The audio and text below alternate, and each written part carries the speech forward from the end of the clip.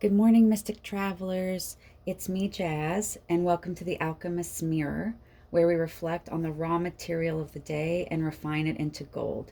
Please like and subscribe so that you can be part of this daily ritual of inner alchemy. Now, I have a new series coming up called Veil Crossings, where we tell true stories about spirituality. Have you ever had a near-death experience? Have you experienced a cryptid, a ghost, a UFO, an angelic or divine encounter, a spiritual download, sleep paralysis, astral projection, anything like that? Please find the form below in the description and send in your story, and maybe I'll read it on here. Let's get started. What is the mirror reflecting for you today? Moonlight enchanted. Ooh, look at this doorway. The moon is mystery. The moon is your subconscious. I have a few ideas about what this means. I might need to look at the next card to find out which it is. The two things that are speaking to me is number one, are you living an enchanted life? Are you living a joyful, magical, mystical life? The door is open for you to go there, to get to that space. Okay. I actually do a series of daily mini whimsy shorts. That's a great way to spend 1 minute a day just doing something a little goofy to get you in touch with your inner child. Please check that out if you think it'll help. The second one is opening a doorway between your mind and your subconscious. I say it all the time. 95% of how you act in your life, what you say, what you do, what you feel, has to do with subconscious programmings and seeds that are in there.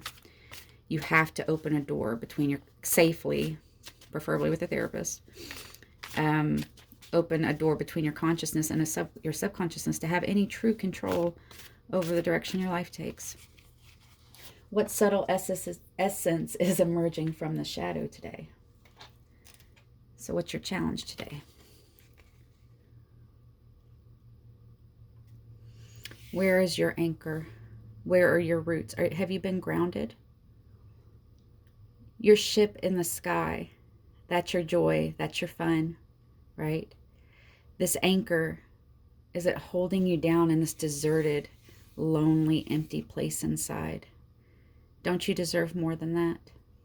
Yes, this message is definitely about reconnecting with your inner joy.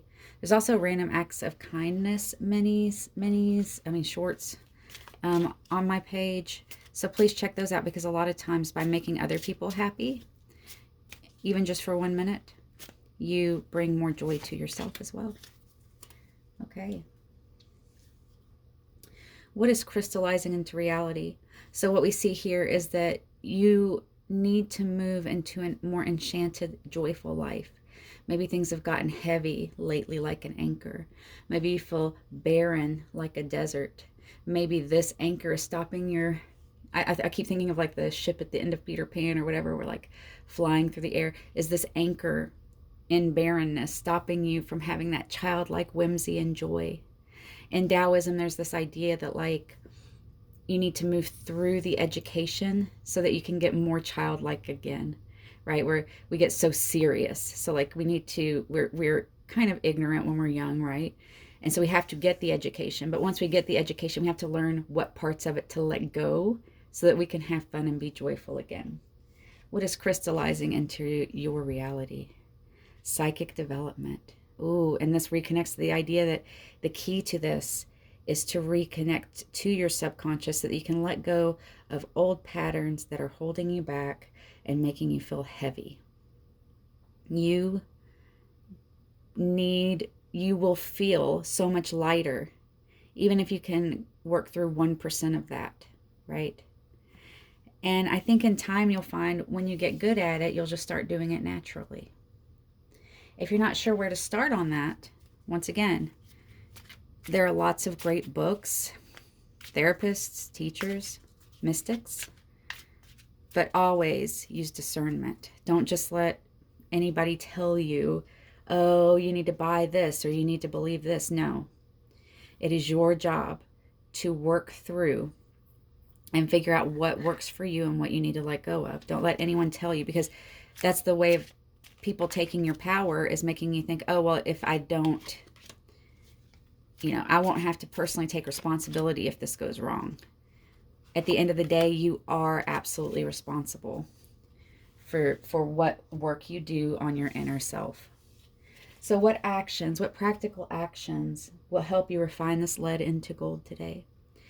This is the practical action. Well, I will start with saying check out the mini Whimsies, right? Because even if you feel kind of like crap, like if I feel like crap, I do that mini Whimsy every day no matter what, and often it'll cheer me up. And a lot of times the earlier I do it in the day, the better, right? Ace of Swords. Yeah, cut through the crap. A lot of times our own minds will keep us trapped in these thought loops that, or what happens a lot? People feel like embarrassed to have fun. Like the whole world is looking at them. You know what? Number one, they're not. Everyone is way too concerned with themselves. Number two, even if they are looking, the world is a sea of gray.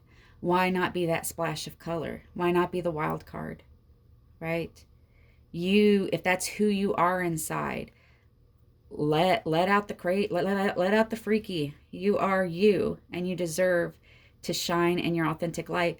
Because you know what? If you comply and conform all the time, some people are going to love you and some people are going to hate you. If you are your authentic self, wild and free, some people are going to love you and some people are going to hate you. So if it's going to be the same anyway, you just as well be your awesome self. The Hermit. This harkens back to the idea that you need to be in touch with your inner knowing. You need to get in touch with your subconscious mind so that you're able to understand why you're so scared of letting go of this anchor. And when this happens, you're going to develop so quickly that you're going to be really surprised. Queen of Swords. Once again, not a gendered thing, but Queen of Swords. Once again, this is the ultimate manifestation of like cutting through the crap. And a lot of it's cutting through the crap of your conditioning, your programming, your own setbacks, right? You've got to face them. This is the Alchemist mirror because it's all about you have to learn how to look at yourself in the mirror truly, objectively. Rumi says, if you want a clear mirror, behold the shameless truth that the mirror reflects. It might hurt, but once you see it, you're going to find it doesn't actually hurt nearly as bad as you thought it would. It might the first few times, but eventually it becomes easy to be like, nope, okay, it's fine. I'm vulnerable. That's fine.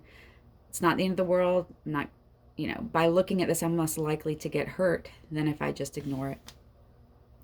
Okay, I hope this helped you. Please comment below any reflections you have, and I will see you tomorrow, Mystic Travelers.